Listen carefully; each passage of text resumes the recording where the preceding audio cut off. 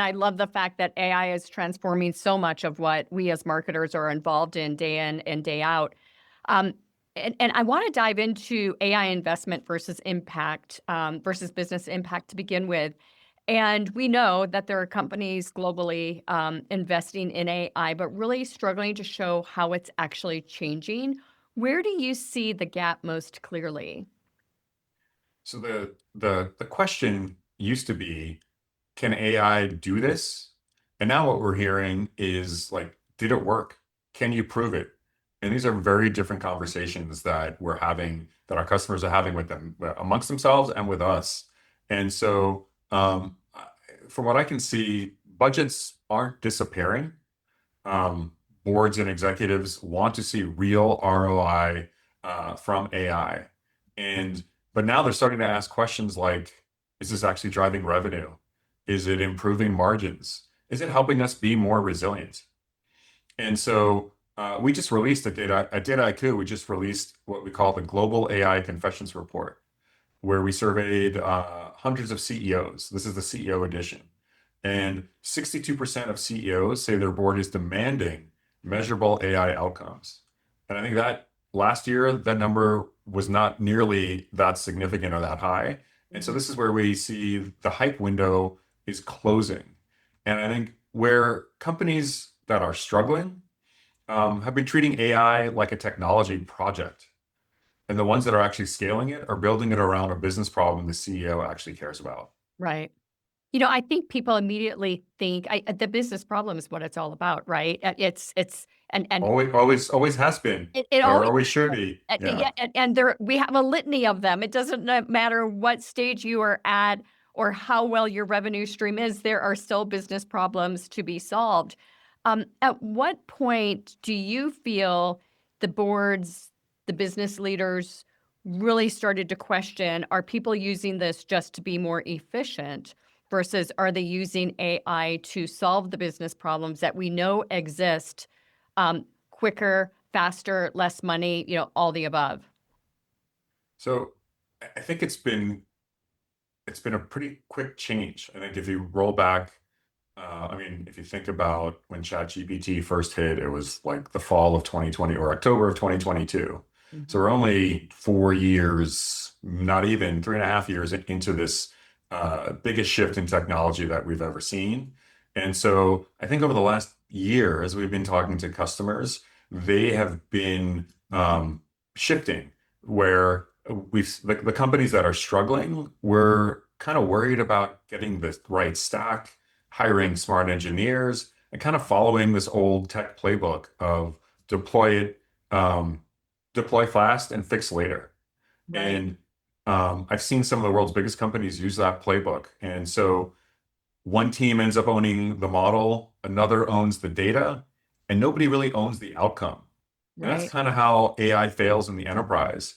And what we've seen is different teams with different platforms trying to solve maybe um, discrete challenges or problems in their domain. And but the ones that are really being successful are thinking about this again at a like finding a meaningful business opportunity that they want to go and solve with AI. So what we've seen is a shift probably in the last year from experimenting at the edges to being a more centralized um, you know, approach to um, pulling all these tools together, pulling their people together, making sure that governance is part of the sort of formula, um, and solving problems that really matter. Right. So a customer example is Roche, um, where they put the people really at the heart of their AI research assistant that they call Lex. And so this is an example of where Roche brought their people together. They brought orchestration of different systems and governance into Data IQ. So the patent attorneys, these are patent attorneys, non-technical folks, used to spend hours digging through thousands of legal documents to find the right precedent. And so with Right. Lex, which they built on Data IQ, the patent attorneys built on Data IQ, their research tools are now consolidated into a single agent. And Right. attorneys get answers in seconds instead of hours, saving hundreds of thousands of dollars annually in attorney time.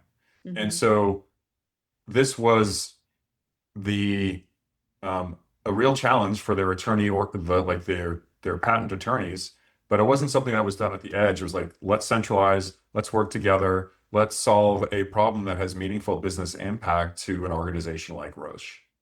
Is there a common problem that you see across a multitude of organizations that Data IQ is able to solve? Um, like, I don't know if it's efficiency. I don't know if it's, the strategy's got to be much deeper than that. But what is the most common problem that you see? So what what we've seen is there's three key parts to getting to AI success.